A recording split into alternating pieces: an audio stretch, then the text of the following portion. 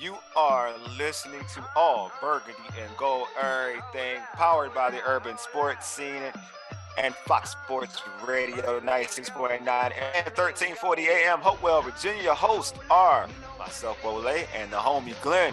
The homies Ray, Jeezy, and Mo are out, but we are not alone. We also have George Carmi from the Full Press Commanders show. What's going on, my man? What's good, man? Thanks for having me. Happy to be here, bro. Man, I'm glad to have you on, man. It's always a pleasure talking to you on, Twitter, so every social media platform, and also being on your show, man. Before we get started, and I know you've been on the show before, but can you tell our listeners about your show? Yeah, what's up, man? Definitely. So I'm George Carmi. I write for FullPressCoverage.com. I also host a Full Press Commanders podcast. It's a weekly podcast talking about the Commanders week to week. One of my big things is getting, the enemy from the week and interviewing with them, get the intel, talking X and O's before football, and I love it, man. So you can also find me at Twitter at GCarmi21. It's my life, man. I love talking about Commanders football all day long. Did you have a Cowboys enemy last week?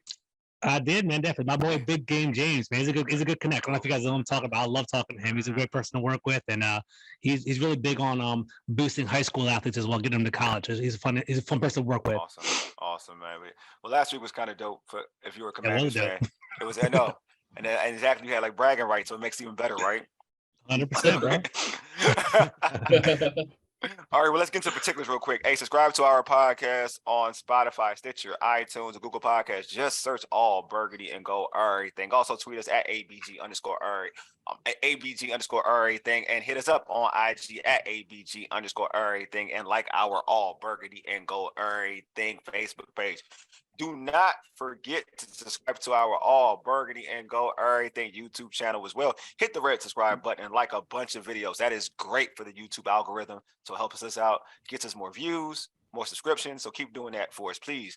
Hey, it's time for the pregame. Here's what we have on tap. We'll talk about the Commanders firing offensive coordinator Scott Turner. Anybody knows who listens to the show, you know I love that news. Hey, then we'll review the Commanders season, and finally we'll debate if Sam Howell should be the quarterback next season. I'm gonna start with George. I'm gonna start with you first. Yesterday, the Commanders fired offensive coordinator Scott Turner. In your honest opinion, why didn't it work for Scott Turner here in DC? From what I'm catching, man, he wasn't a good teacher. That's what I'm kind of hearing from everybody, right? So obviously, he seemed to want to initiate and kind of lay his play calling onto the scheme and lay it onto the field, and wanted his players to adhere to what he wanted to do, right? And you can't do that in today's day and age, and you can't necessarily do that with certain personnel that we had, right? So I think he was kind of stubborn. He's more schematic. He was like, hey, I'm going to take deep shots. I'm going to take these these vertical seams up the middle, these air Coryell defense, but he didn't necessarily had the flexibility and the mindset to kind of adhere to who he had on his team.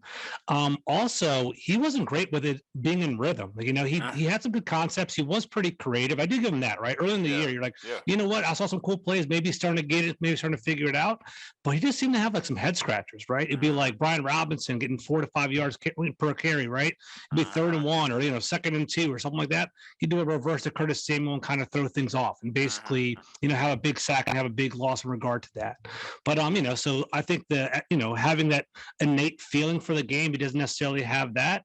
And I actually heard on John Common's podcast, which I thought was really very powerful. The players were complaining, like, you know what, he doesn't really inspire me. He doesn't really like teach me. He doesn't have a very good instructor. I think they would walk into the game and kind of like be confused, kind of figure things out on their own. That's never a good formula to go out there on the field. You have to be confident. You have to be fully knowledgeable what you're going to do and have confidence in your leader. And as we saw last week, it started to kind of come out. People were against him and didn't feel comfortable with him, and things weren't going so well. So I think it's the right move. We have 18 points per game with the talent that we have on our team is not a great formula. So it's time for a reset. I just hope Ron Rivera is wise with his offensive coordinator position, and I'm sure we'll talk about that later on the show, bro. Oh my God.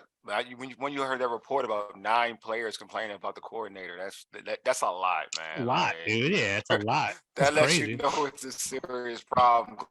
Your thought, like, why for you? How come it didn't work for Coach Turner here? What's your opinion? My opinion is this, man. One thing that didn't work for Coach Turner here is that, again, as George was saying, you have to be able to have your players buy into your system, right? They have to understand the system. When these players play in the system, when you understand the system, you play faster, you play harder, and you play smarter, right? When you go in and we saw sometimes this year, the quarterback was confused on some things, right? We said, and when the quarterback is confused, that means everybody else is confused. We saw a little bit on Sunday. Sam Howell was confused a little bit, and some of the timing was off between him and Logan Thomas in certain plays, right? We saw that. And you could definitely tell when Carson Wentz came in a couple of weeks ago that he was kind of off a little bit, right? It was some of the things that was off a little bit. So you can see that's coaching, and that's offensive coordinator. That's understanding the book, understand the system, or understand the quarterback knowing his limitations, right? As the offensive coordinator, I know what my quarterback can do and what they can't do. So this is what I'm going to call and not call. Only person that really saw him have rhythm with that was Heineke, right? But when you came to the other quarterbacks, it seemed like he didn't have the rhythm or the coordination with the other quarterbacks to get them in places. And we talk about head play, scratching our head and play some plays that he called, mentioned 3rd and 1, taking Brian Robinson out, putting Williams in when you have you're going 4 or 5 yards, not trusting, and players come out. Offensive lineman, being an offensive lineman coach for years that I've been, the offensive lineman, those 3rd and 1s, those 4th and 1s, the offensive line wants that, right? Offensive linemen ask for that. And when you don't give it to them, what you're telling the offensive lineman is, I don't trust you. You're telling your line, we don't trust you. The line want to know that you can trust them in 4th and 1 situations, 3rd and 1 situations, short downs, and you're telling your back, I don't trust you. When you pull a back out like Brian Robinson, who's a baller, and you say, you know what, 4th and 1, we can go outside instead of inside. There's sometimes that you just line up. Look at the teams of Washington that was great, right? You did teams lined up, and they just ran the ball down your throat. I mean, Joe Gibbs would run counter trade, right, 35 times, and would dare you to stop it, and everybody knew it was coming. And you sometimes as an offensive coordinator, you can't overthink things. Sometimes you have to be simple and let the guys trust you. And we talk about 9 guys came out this week. No, it was just reported this week because those 9 guys felt the same way at the beginning of the year. Let's be honest, right? Those 9 guys, everything happens when you start losing. They felt this way from the beginning, and now it's just coming out to light. They've been that way with Scott Turner, and it's again, we all said it, and everybody else said it. It was time for a change. And I blame Ron Rivera a little bit too, and we'll go into a little bit later. But Ron, as a head coach, you have veto power when that comes down to the offensive coordinator. If Ron knew any better, he should have vetoed some of those plays Scott Turner called. Yeah, I agree with that too. So for me, I've been joking around, but hashtag fire Scott Turner. I started that. I feel like I was up in front doing that hashtag dude. Fire Scott Turner. But to me, like George mentioned, yeah, I know, right? That was my thing. George said though, to me more than anything, like I felt like he was playing checkers and not chess as a play caller. And it's all about setting your plays up. You don't see that with him. He's not setting his plays up for something big. You see that with, like, for instance, I used this example before, but you saw when Washington played the Niners, you saw how Kyle Shanahan set Washington up on a run play and hit George Kittle wide open in the middle. Like, it's something about from out of that same formation, same action. He's not doing that. Like, Scott Turner isn't doing that. And it's not like, so for him, it's just more like there's no rhythm to it. There's no rhythm or rhyme or reason to it. And that's the issue to me as a play call. Like George said, he has designed great. There are plays that you're like, oh, these are nice plays. You know what I mean? They're real nice plays, but you can have a nice play, but if you're not setting it up, then what are you doing? Like you're not, that's the essence of a play caller. Like the essence of a play caller is to kind of get, you're just trying to catch a defense off guard. Like you do it, you got rhythm. You got rhythm to it. Like George said, like, boom, I'm running. Now they bring the safety down. I'm hit you with play action. That's the basic type of thing right there that I just explained.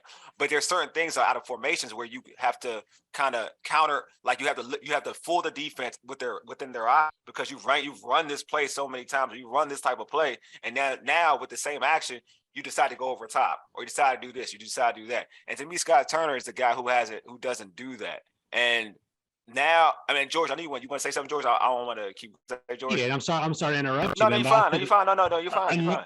No, it's one of the like little inherent flaw with Scott Turner was he is big on like scheme and philosophy. Like here's a cover 2, I'm going to counteract it with this. Here's a cover 3, I'm going to do this. Right? He knows how to scheme things up like that. But what he struggles with is actually scheming for players. Right? He needs to manufacture touches for like Terry McLaurin and for Logan Thomas even in the red zone and Curtis Samuel. Right? He'll try to attempt to do like little token screen passes or reverses and things like that, but they don't necessarily have a great feel. And that's what separates separates like Scott Turner from like Kyle Shanahan because, Debo Samuel, I'm going to do this with him. George Kittle, I'm going to open things up and shoot him. This plays for Kittle, throw it no matter what, right? Things like that. That's not what Scott Turner does. He's like, he kind of puts a lot of pressure on the quarterbacks. And you saw that with Carson Wentz, right? He even said at the beginning of the year, he's like, I'm trying to assimilate to this offense. It's different from things that I've done before. He holds onto the ball too long. Our offensive line isn't too strong. And, it's all kind of perpetuates on itself. So that's kind of what happened there. Yeah, it's just amazing to me when you look at it, and obviously people are going to look at quarterback play throughout this tenure here. Alex Smith, Taylor Heineke, Carson Wentz, but I think if we all look at dynamic play callers, period, like we get a gist of it. You know what I mean? Like we've seen bad play callers. I mean, great play callers have bad quarterbacks and still are able to score 20, 25 points or whatever. Like to me, if Purdy was on the Commander's team, we would have the same issue. You get what I'm saying? Like 100%. Purdy's in San Francisco. He's in San Francisco. He's putting up numbers. But if Purdy is here, we're not talking about it. Probably another example. I know everybody's playing. I'm a Geno Smith guy. Like everybody knows, I love Geno. I've been enamored with Geno Smith in his days in West Virginia. If Geno Smith came here with Scott Turner, he wouldn't have the same success that he's having in Seattle. No. It would be the same issue. People were like, why do you have Geno Smith? The same people are now saying maybe we should go after Geno Smith would complain about if he was here with Scott Turner. There is a thing about making a quarterback's life easy. Like and also your offense easy in terms of doing things easier, setting things up for your talent. Like you coach for your talent. You know what I mean? You coach for that. And he just makes things difficult. His tenure here hasn't been great. And 18 points in today's NFL where it's easy to even get 300 yards passing nowadays is ridiculous. I'm sorry. And especially this season, more than anything, where you literally have 3 wide receivers that can go do the darn thing. And another wide receiver in De'Ami Brown, who has a bunch of potential. That's your 4th receiver that on other teams, I could argue to say that you would know who his name is on other teams. Like he played with like an Aaron Rodgers or Patrick Mahomes. You wouldn't know who De'Ami Brown is. Especially when you got a running game. I think that's the biggest thing too. When you're offensive coordinator and you have a running game, that opens your play action up, right? And as much stretch action as the Washington Commanders run, we very rarely saw any bootlegs back the other way, right? You didn't see right as much stretch as you want because defense is flowing that way. So you should see a lot of boots, a lot of underneath routes, a lot of drags between your tight ends, things of that nature. And he would do what we saw this week. Kind of really impressed me. We had to tackle over when he had unbalanced this week for Sam Howell and defense shifted, right? That's what you're looking for. One thing that also Scott Turner did, he's one of those guys where you can tell that the Washington script their first 10 or 15 plays of the offense, and they're going to flow with those first 10 or 15 plays that he scripts, regardless of what it is, right? They're not going to break tendency. Good offense coordinators understand sometimes I have to break tendency. I'm not going to go with the first 15. I'm going to break those things. Let's not be fooled neither. The firing of Scott Turner was also, in my opinion, a way to save Ron Rivera to save his job. All right. Let's not be fooled there. Somebody has to be a scapegoat, right? And why not it be Scott Turner? Because you have a coach here. Yeah, he finished 8-8. And I know people like Ron Rivera. They were still, I think when you start seeing coordinators getting fired, especially coordinators that Ron has been loyal to or teams have been loyal to, that means there's some shaking in the house. And there had to be some changing in the Washington Commanders' house. And Scott Turner, of course, was the easiest guy, but he was one of the main guys to go. I think it had to be done, though, in this aspect. It had to be done.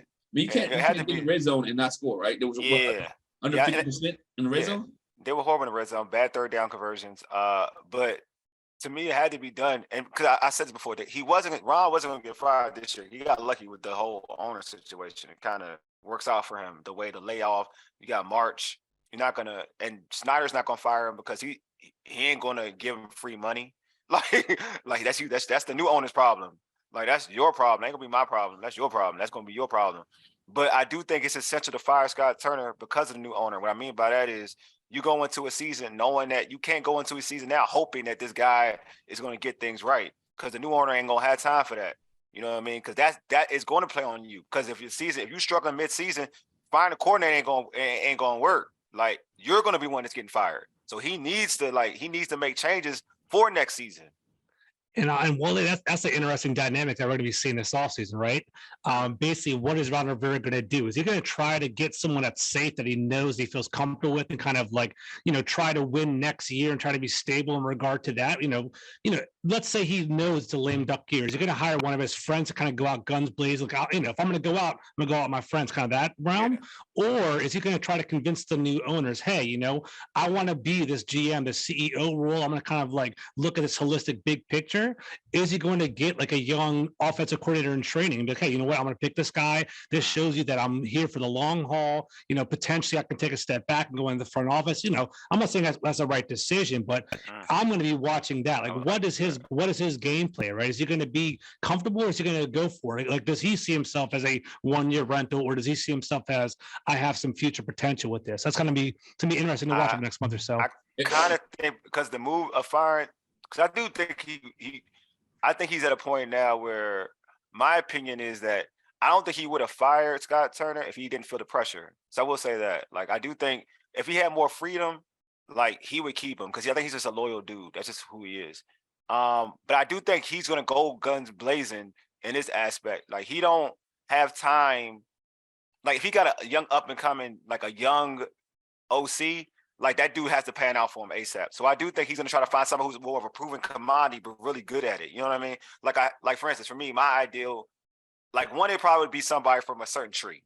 This is what I would say. So if it's going to be a younger dude, it's going to be somebody from the Reed Shanahan tree. Those are the two I think that's going to happen. But if you want to get somebody proven, like somebody that comes to mind for me, it's Frank Wright. Like, I do think that, because Frank Wright was a head coach. Now, like, he's not in the looking for to be another head coach. He looks now more of an OC, right? A guy who's had success. He's in the running for the Carolina Panther job. Oh, he ain't getting that job. Believe me, he can be in the running. He ain't getting that job. Well, I'm gonna say he interviewed for that job. Yeah, he can interview. But ain't gonna get, like, he already interviewed. Okay, that's interesting. Okay, yeah, he interviewed for the Carolina Panther job. Yeah. Him and Jim Caldwell, and they also interviewed. Yeah, Jim Caldwell. I heard about Jim Caldwell. Yeah, so they gotta go to minorities. Wilkes interviewed today or yesterday, but I know we stayed there, but. But that's good though. Those are good. I'm glad. Real talk. I'm glad he's getting an opportunity to interview. I just hope that Wilkes keeps the job. But that's just me hoping that I hope that Wilkes keeps the job. He did a great job. But you got Caldwell's an option. As an individual too. That if he's looking to get back into coaching, being an OC, a good job. But I'm just saying, like, those are individuals that I think that Ron Rivera needs to hit on for a young quarterback. I think he needs to, I think that's the route he's going to go, just because of the person he is. And plus, Frank Wright has, and I mentioned Frank Wright, he has a relationship to Andy Reid. So does Ron Rivera. Frank Wright played for Maryland, very familiar with this area. So there's there's certain things that I think that some connections. Yeah. That could work for him. Yeah, sorry to interrupt you, bro. Like, what he has to do is he has to prove his worth, right? So there are like every coach kind of has a different perspective and kind of has a different like strength, right? Kyle Shanahan, he schemes offenses. Sean McVay, same way. D'Amico Ryans would be a great defensive coordinator. So then Robert Saleh on the Jets, right? So Ron Rivera, you have to think about, like, what is his strength, right? His strength, and we talk about it, like, in our circles, is he's a leader of men, he's a culture guy, he's a potential locker room, he's a glue guy. People play hard for him. So that's his selling point. So, and it's kind of funny. Like, I respect Ron Rivera, right? But there is, if his like claim to fame is he is the manager, the general manager of his team, time management's kind of an issue for him. Player personnel is kind of an issue for him as well. So there are some deficits that he has. So, like, if he views himself in that regard, get a good offensive coordinator and lead them. That's what he should be doing. So we'll see how it plays out. I think he's a motivator. That's the thing. I think that's his. I just think he's a motivator. Like, that's. More than X's and O's, I think he's a motivator. Like, I don't even get into like managing like time. I think he's just a motivator. I think people they play for him. People do play for him. I think, are they prepared? That's a whole different argument.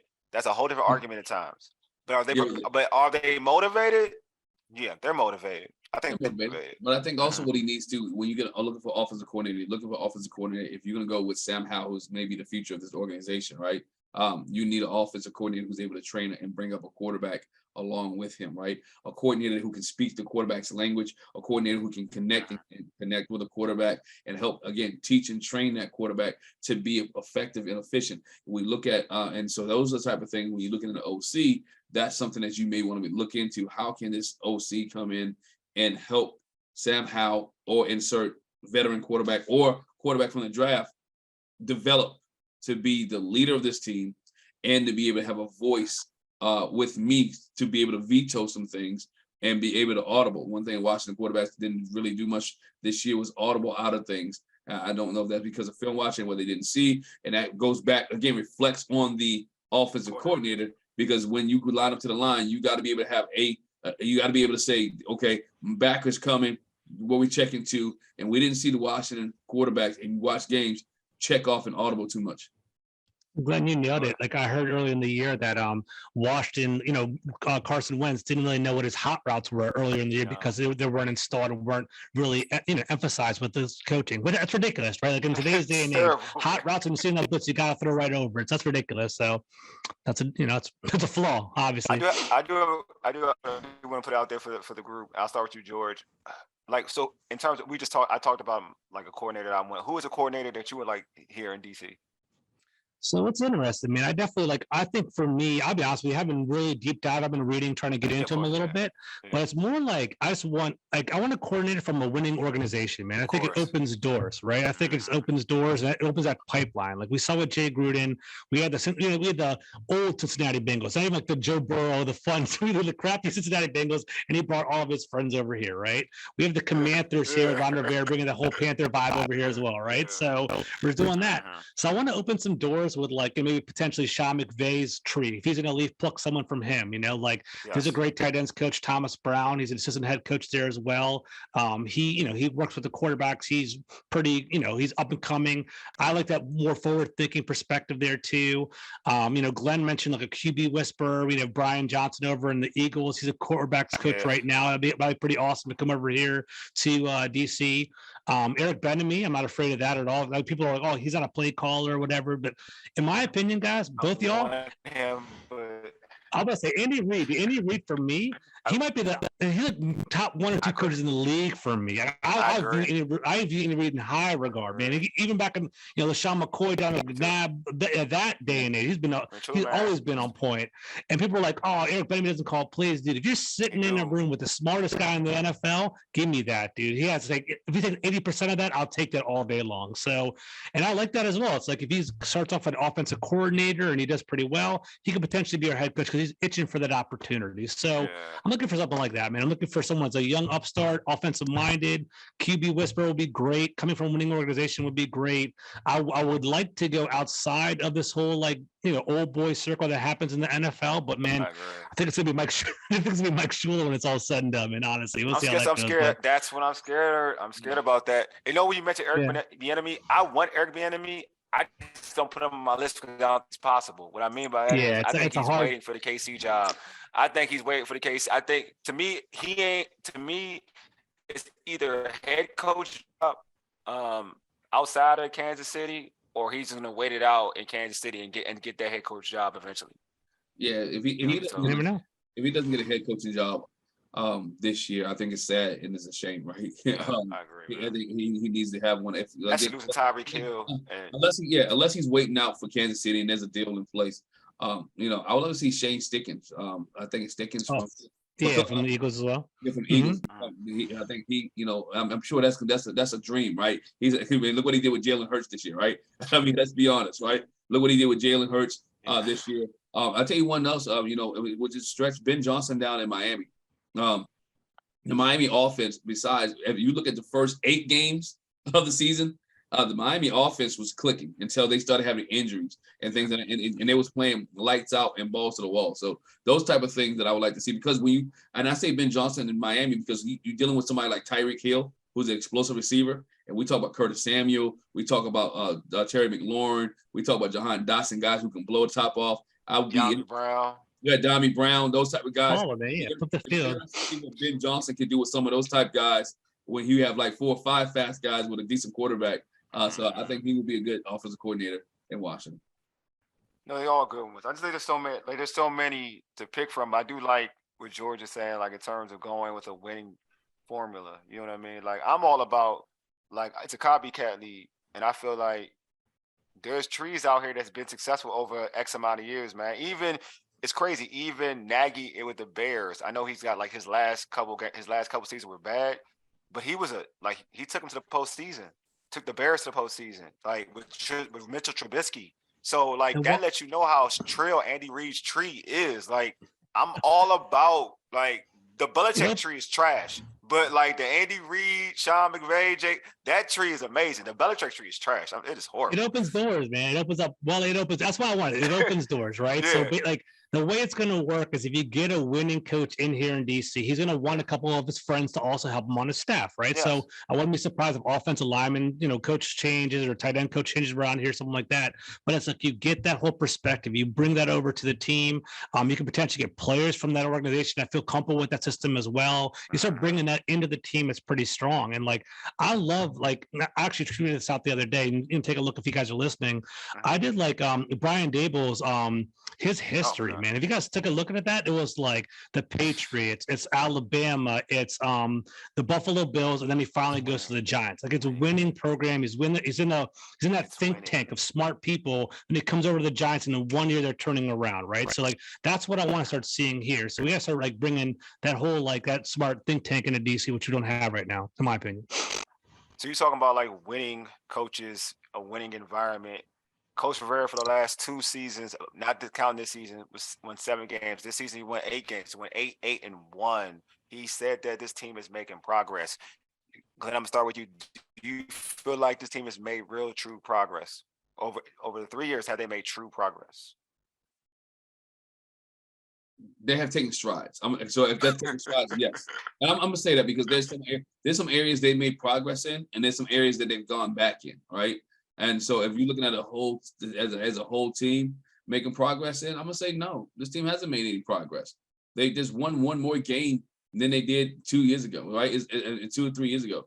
Progress to me is, and somebody would say, look at it, oh, they won 8 games, right? But this team should have easily won 11 football games. This team should have won 11 football games. Did this team underachieve? I think this team underachieved. When you look at it, this team underachieved. So as a head coach, you underachieved with an 8-1, right?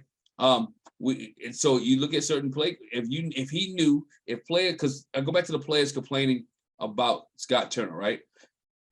If players complain about the offensive coordinator, and as the head coach that they're complaining about the offensive coordinator, and you're in a playoff situation with your team, me and the offensive coordinator is gonna have a question like, what can we do to make it simple? What can we do after that? And I go back to after the bye.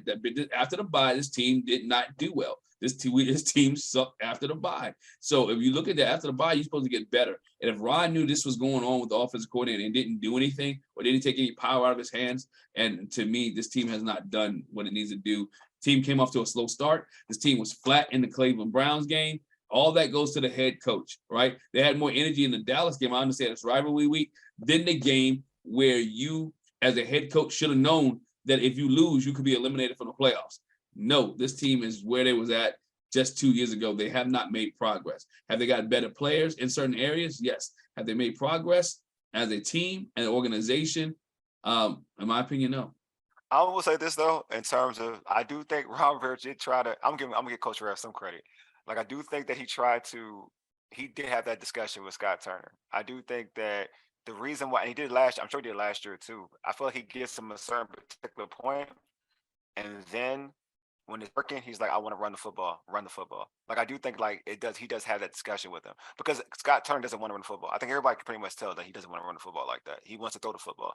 And I do think that when they play that ball control game, that's a direction from Coach Rivera. Like I feel like that is not a direction from Scott Turner. That is the direction from Coach Rivera saying that, hey, run the football. I do think that. I think that's the one thing I'll give him credit. I do think when it gets, my point that it happens too late. Like he gives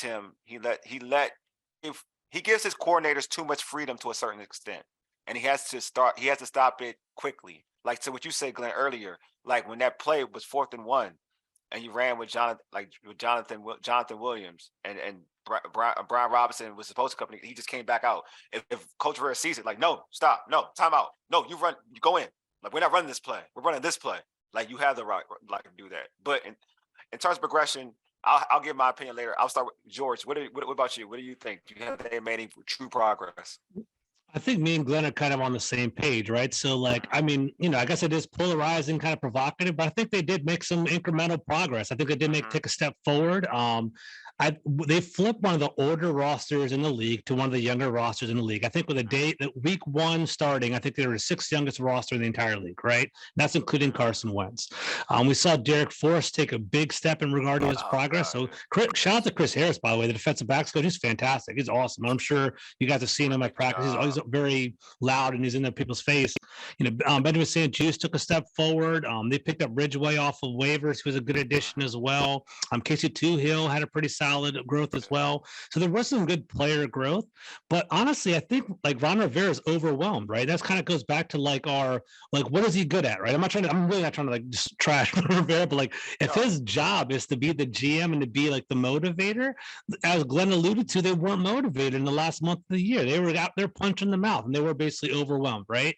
And then another thing I think it's a big issue is at the beginning of the year, we always start slow, right? And like people get on me on Twitter, kind of ride me because I think we take preseason too lightly. I don't think I agree. take it very seriously. Totally I don't think we agree. I don't think we go hard at all. And like this year they kind of brushed off like the joint practices. That's super important, right? Yeah. What happens is they're figuring it out on the fly when they should be figuring it out by week one. They should be ready to go.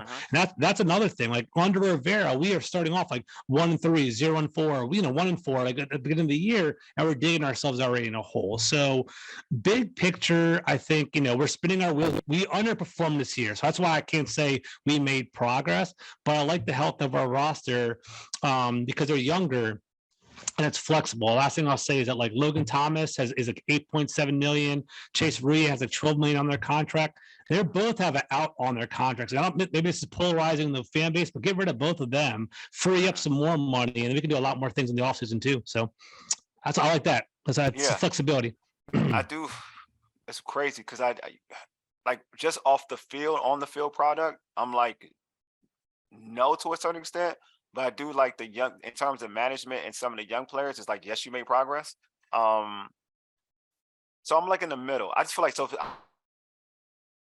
me, they're in the middle. I think they're in the middle to me, and because,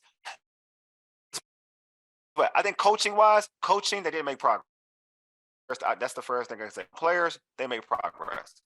Like I think the players were like you mentioned, George, they were electric. I'm talking about like Defoe, Deron Payne, like the idea of all right, you didn't want to give him that extent, you didn't want to give him the fifth year option, and you got this from it. You know what I'm saying? Like this is what you got from it. So you motivated the kid. You know what I mean? It can hurt you, but you did motivate the kid to see the best out of the buttons.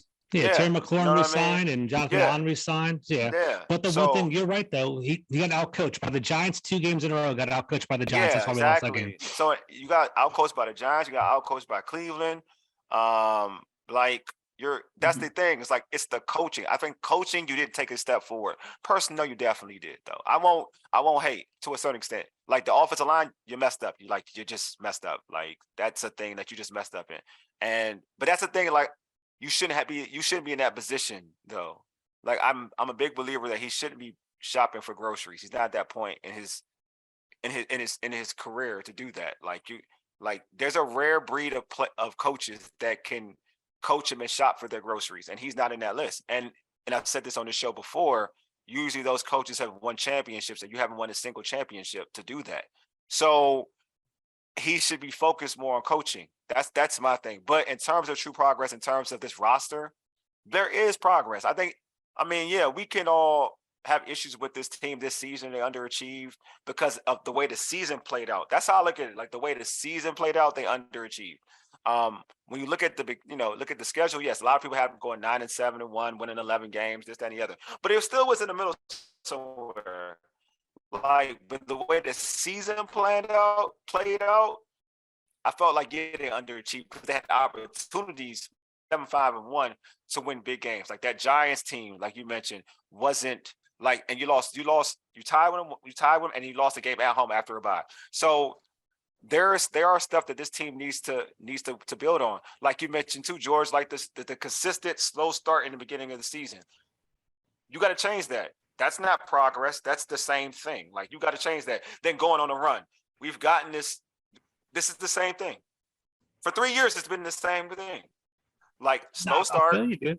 You know what I mean? So Bill Parcells said it best. You are what your record says you are, yes, right? And that's yes, exactly what we are. Like mhm, we basically were messy, right? There's some things that we did well, or some things that we yeah, botched. And that's 8-1. And we're a yes, mid team. You know what I'm saying? That's exactly what happened. So yeah, it's gotta get better next year. And, yeah. and, That's the, that's, and that's coaching and preparation, though. That's coaching and preparation and getting your team ready to go. And what you see when teams come out of the box slow, because let's be honest, that Jacksonville game was a pick 'em. That one was one that they should have yeah. almost slipped away, right? And so you have to come out the blocks fast, and you got to be able to have something with your fan base, and your fan base need to be behind you, and you got to be able to show, okay, this is what we do. When you come out and you dominate week one, and you show, you know what, we prepared all season or off season. We had things in place, and you go look at it. You kind of you got slapped on the wrist, got fined a little bit in the off season, and you still came out weak. If I'm a cheat, right, I am Yeah. at least gonna come out better for cheating and Oh, not yeah. worse. The camp thing. Yeah. Yeah, you know what I'm saying? I'm gonna come out better. And so they didn't. And that's again, that's coaching, it's motivation, right? It is Mhm. motivation. Something and if you watch some of the games early and you watch the up to the and this is where the Heineke Hive may go, he brought the energy that Ron Rivera couldn't if he's a motivator. You think, I mean, let's be honest though. I know you don't But like man, it. you gonna let me? You gonna let me? Look, I'm not trying to. I don't want no I know smoke you with the don't. Heineken I know Hive, you don't. man. I know, but let's be honest though. If you don't like it, but if you look at the team, Ron Rivera didn't motivate this team. Oh, I don't think he did. The change at To a quarterback certain extent. motivated this team. Oh, Every you time see there me was like a that, change, Rob? every time Yeah, there was yeah, a change yeah. at quarterback, there was a more different shift in the team. I mean, they love him. I mean, I know the players love him. That's the thing that, like, I feel like play for him because they love him. Just like how, I mean, like Coach Gibbs, even 2.0 with the new age of players that he had, like Clinton Portis loved him, so he would run through walls for him. So he's got that type of effect with a lot of young players. Like they love Coach Rivera, and they should. Like I think They do love him. They do. he is a player's coach. Like he is a player's coach, and I can see that. Like he deflects a lot when people are trashing his players. Most of the time, Jamin Davis, I don't know, he was kind of rough, but like He's fine, too. he deflects a lot for his players. Yeah, you know what I mean. But he's a player's coach. I mean, he needs to he runs if he wants to like really get this thing moving the same way. My issue is the same issue that George was talking about. Like I think before the season starts, he's soft like with it. I'm sorry, like I know this is gonna be polarizing, but he's soft. Like I don't like the preseason thought process. I don't even like the way camp is run to it. Like like Glenn, you mentioned if you're going to get fined, I'm smacking people. I'm getting fined. Like I don't care. I'm smacking people. We smacking in practice. Like it's going to be a hard physical practice where you're going to really want to take. Like you really going. If you're going to find me, you're going to find me. Like you're going to really find me because I'm smacking in practice. If I'm going to go that route, I'm going to go that route. Like you know what I'm saying? Baby. So that's my thing. If I'm going to test the envelope, then I'm going to test it all the way. I'm not And on put top my of that, toe in it. I'll put my whole foot in it. I mean, I know you're a Maryland guy too. So I'm a Maryland guy. Yeah. The Baltimore Ravens is a great program, right? I'm a Commanders fan through and through. They're about 30 minutes up the road. We play them in the preseason every single year. Yes. Get a scrimmage set up. Get some joint practice set up. Like, Yes. learn from them. Work with them. Get that going. I mean, honestly, that'll be us kind of punching up. Like what incentive would the Ravens do for doing that? But at the same time, do it, man. Just get out there. Get some reps. been asking practice that for a against each other. while. Yeah. I've been asking that for a If you while. look at the Ravens, they take preseason seriously. Like that 22, Undefeated streak. 22 Yeah. game winning streak, right? They take pride. Yes. You see the fourth and fifth string, that last game, that third game, those guys who know they're not going to make the team or auditioning for another team, they don't want to be the squad to lose a preseason game for the Baltimore Ravens. They take pride in that. And you don't see that in Washington. They take pride in that. And that transitions into the season heading forward. That brings progress, man. It's about coaching a winning mentality. That's my issue. It's like, all right, and I've said this often. Like, you can look. Do you want puppies or you want to be dogs? Like, this is for real. Like, do you want to be dogs? And Washington to me is so passive. Like everything that they do is so passive in camp, and even in the season, even the defense who was improved. Don't get twisted. Like who was improved. They play well, but they're in pass. There's a reason why they don't commit turnovers often because they're passive. Everything is so passive. Go ahead, George. I don't even say something. Go I'm ahead. about to say, I'm sure we're all athletes in this room, right? I was an athlete growing up all throughout high school and stuff like that. When do you ever take the field and expect to lose or want to lose, right? You should never, ever want to lose. That should be the mentality that you have, right? And like, if you're like, oh, we're going to lose this game today, it's not a big deal. That gets into your mindset, right? Like, I'm competitive freaking playing like anything, like video game. I never want to lose. And I want to have that competitive, like that mentality with my players as well. You should walk on the field expecting to win no matter what it is, right? And you can't instill that with people. I don't even care if it's preseason, no, whatever it is. Yeah, that's what I'm saying. That's the thing. I don't lose my kids in tic-tac-toe. I got a 9-year-old. Exactly right. I had played my nephew Madden on some rookie level stuff. You can beat me. I agree with you. You got to do it the right way. I smacked him. Yeah, whatever. 4 years old, I smacked him. Go ahead, exactly. You know what I'm saying? So that's what I'm saying. Like, you gotta be dogs. Like, you gotta take. That's they take like when they're in preseason, they're not playing that dummy stuff. They blitzing. They bringing everything. Like, they're not playing vanilla. Like, they're aggressive. They're vanilla, aggressively vanilla. That's how they play. Like, that's what I want from Washington. I want to take your lunch money.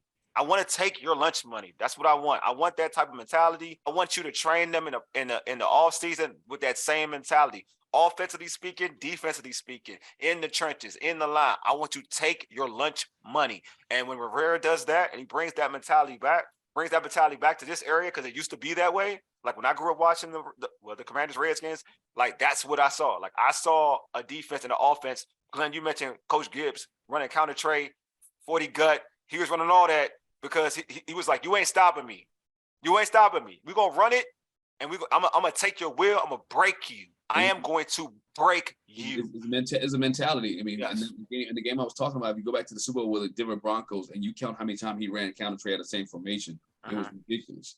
But he knew, y'all can't stop it. And, even when the year Marty Schottenheimer came here, which that was Marty Schottenheimer had that mindset as well, because that's a team that started, I think they started 1-5, but ended up in 8-8. But he was on the cusp of getting those young guys, a young Curtis Samuel, a young LeVar Arrington on the cusp of winning. And then, owner wanted to get Steve Spurrier and took everything back down. But again, that's a whole different conversation. Yeah, but Marty Schottenheimer was that type of coach. And I think Ron needs to be that way. When you have young guys, especially when you have guys who come from programs like Alabama, right? Guys who got programs from Ohio State, who's not used to losing. I guarantee you, Deron Payne and Jonathan Allen, this is most they probably ever lost in their career, right? Yes. Based off where they came 100%. And the mindset where they're at. So you have dogs, right? But sometimes dogs only take the mindset of their owner, and I don't want to be that saying an owner. So if your owner don't have that ability or that mindset, or the head coach, teams feed off their head coach, right? Yes. I mean, look at Pete Carroll when he took over Seattle, right? Them cats they loved Pete Carroll, right? They took on his persona. Look at Andy Reid and Kansas City. They take on the persona. Even Bill Belichick, he was Ron Daboll. Hard nosed. Right. Why cats that can no name dudes can go to New England and be superstars because of the mindset of the organization. They know when they walk through Foxborough day one, this is what is expected of me. This is what I need to do. And if I want to be hard, if I want to get to the top, this is how I need to perform. And that's what needs to take place in Washington. And you're either in or you're out too, Glenn. I don't know if you guys remember this, but Reggie Wayne, like at the end of his career, he left the Colts. He was going to go to the Patriots, and they had the Patriots way, do your job, right? Yeah. He didn't even make it through training camp because it was like, I can't even do this because that's a high expectations that the New England Patriots have. So it's a mindset, so that's why they win. It really is. All right. So last question. So, I mentioned earlier, like the Cowboys game. We saw what rookie Sam Howell did, man. Really impressive. Beat the Cowboys 26-6. George, what were your thoughts on his performance, man? I thought it was good. I'm not going to go over the moon and kind of be like, he's the franchise savior already. People are already going to go, the Howellians are all in, so they're biting at the bit. But I was happy with it. I saw potential with it. It encouraged me enough to not go QB chasing in the first round, right? I don't think we need to trade up or anything, or to go after CJ Stroud or Bryce Young. I don't think we need to mortgage the future, because I think there is potential there. I would trade up assets if, like, this is pipe dream, but like Lamar Jackson were available or something like that, be potentially open into something like that. But I think he had a steady floor. And I think I think he has, he showed mobility. Actually, what I like to see is I watched it live, so I saw him do a lot of waggles and kind of like bootlegs. And I was like, I actually haven't gone real deep in the film yet, but I was like, were those designed waggles? Were those designed rollouts, or did he just kind of improvise on his own? So that was interesting. He had some zip on the ball, which I thought was pretty cool. And my favorite part actually threw with the anticipation and created yards after catch. Like it was funny, like having Heineke, like wears all these little rainbow throws and getting killed because of just those little things going up, and then basically Carson Wentz being inaccurate. It's kind of cool having a quarterback that was, he was accurate and hitting. Jahan Dotson, like I remember I was watching the play, he shook the hell out of somebody, dude. Card and strike like a 30-yard catch. And I was like, this is awesome. This is what he was supposed to do. So, so I guess I don't know how deep you want me to go with this question, but like right now, this is what I think, and you might get mad at me, Wale, but I think this is what I'm thinking, right? I want Sam Howell to return, right? I want him to compete in camp. I'd like Taylor Heineke to return. I want him to be our veteran presence. I know. So I want him to be our veteran presence. If we go a different direction, I'm not mad at it, right? But like, I think Heineke provides a floor, but now that Turner's gone, it's kind of up in the air. It's like this is my thought before yesterday, and then draft a rookie. Like I don't need a retread veteran quarterback. Get another rookie. Right? It could be like second round, third round, fourth round, whatever it be. If someone falls to 16, like a high upside guy, maybe get him there too. But for me, I like that because it's like then you have Sam Howell with upside. You have the high floor with Heineke potentially. Then another dart throw with that rookie. That's like a cheap quarterback room. You can still build around the roster. Bring Payne back, re-sign Cam Curl long term. There's like that, like your team building. And then if that doesn't work, 2024, new head coach, new owner, kind of go that direction, hit a full reset there. That's a long term perspective. But I don't know. What do you guys think? Hey Glenn, what do you think about that? I agree with that. You want to keep a cost-effective quarterback room, right? Because you need to be able to keep that defense intact because that defense keeps you in football games, right? 100%. Keeps you in football games to keep it close so you can win it at the end, right? Regardless of who it was, Heineke, Wentz, or whatever, this team was in football games at the end because of the defense, right? So I agree with that.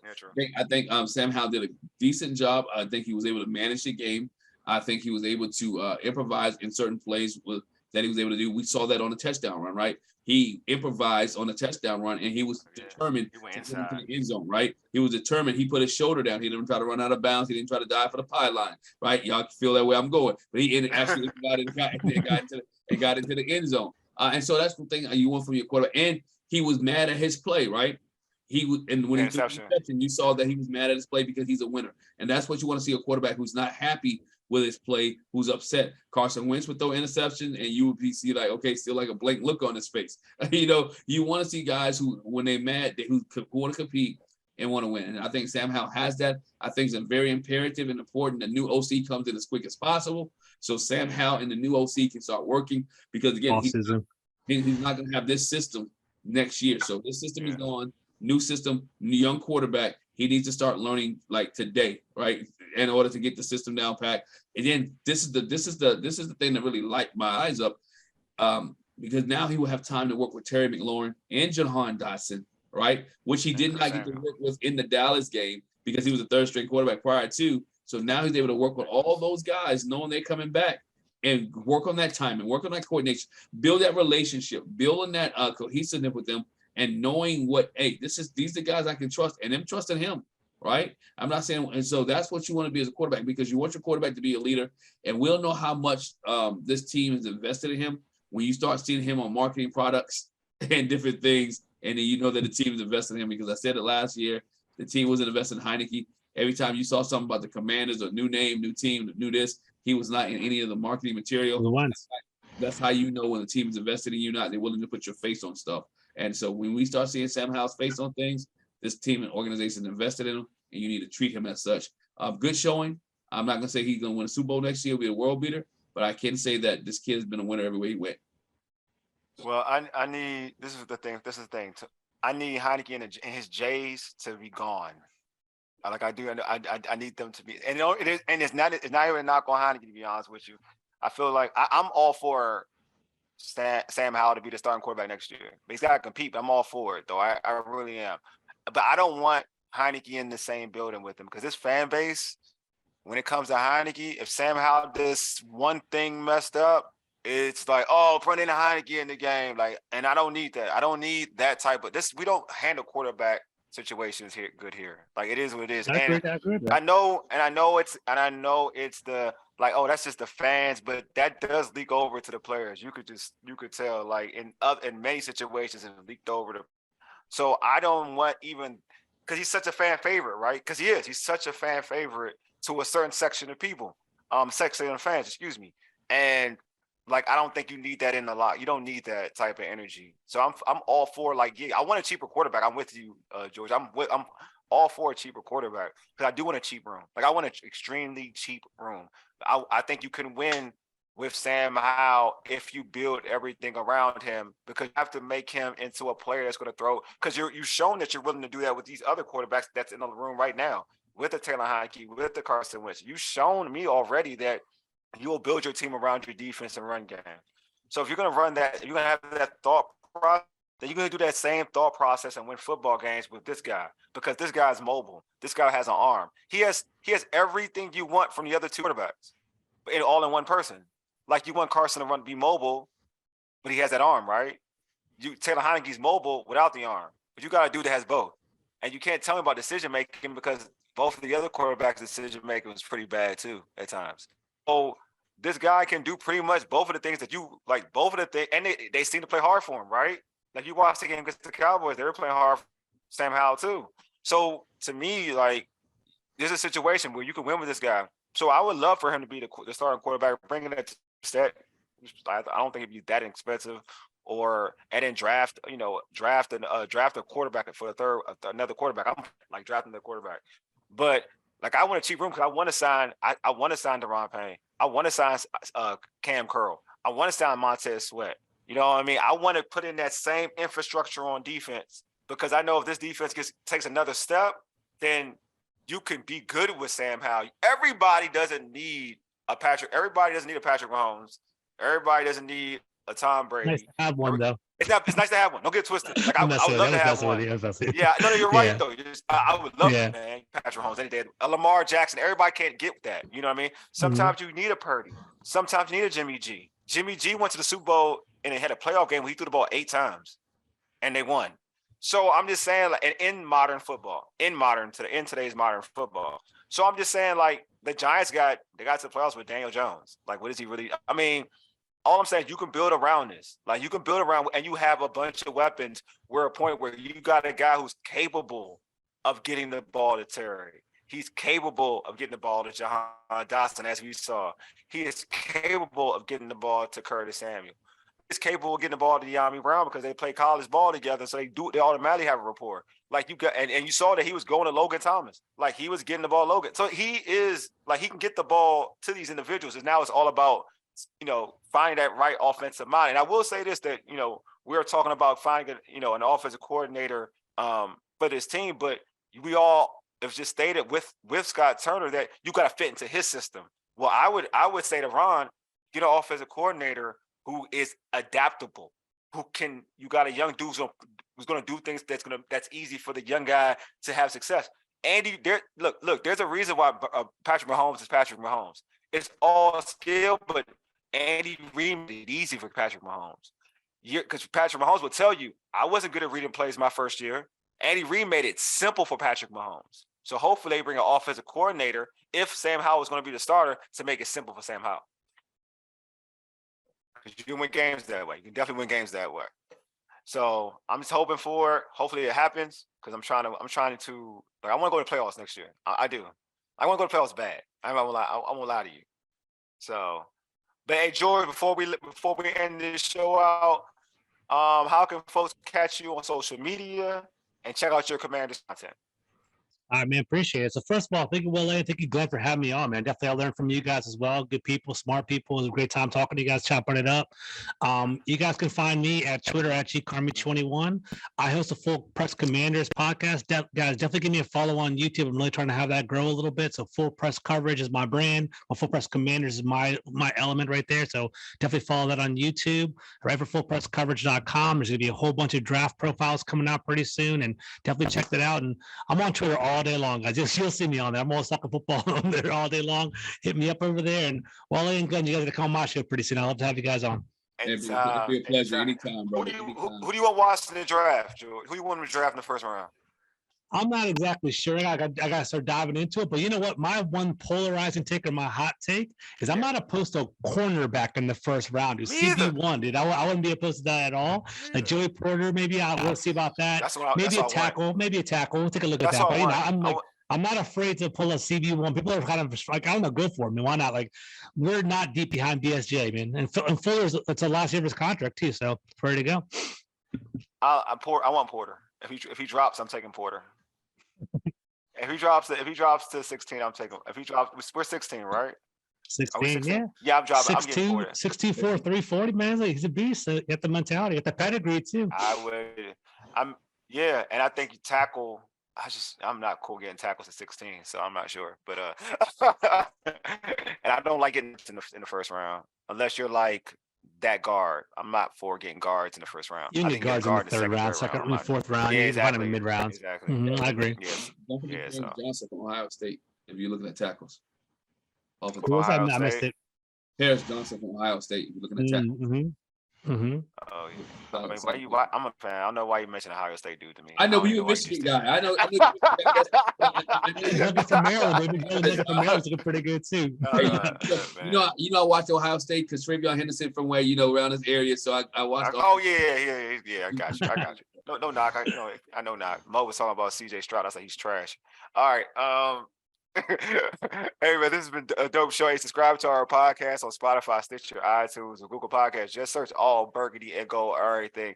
Also tweet us at ABG_Errrything and hit us up on IG at ABG_Errrything and like our all Burgundy and Gold Errrything Facebook page. Do not forget to subscribe to our all Burgundy and Gold Errrything YouTube channel. All right, man, this has been a dope show. Appreciate the homie George for being on. Always appreciate the homie Glenn for being on as well. Ray, Jeezy, and Mo missing out. Forget them for this show. Forget them. Do better, guys. Do better, guys. Do better. All right. Anyway, you've been listening to All Burgundy and Gold Errrything, powered by the Urban Sports Scene and Fox Sports Radio 96.9 FM and 1348 Hopewell, Virginia. For ages. You dig? Deuces. A mega. Lead us out, big homie.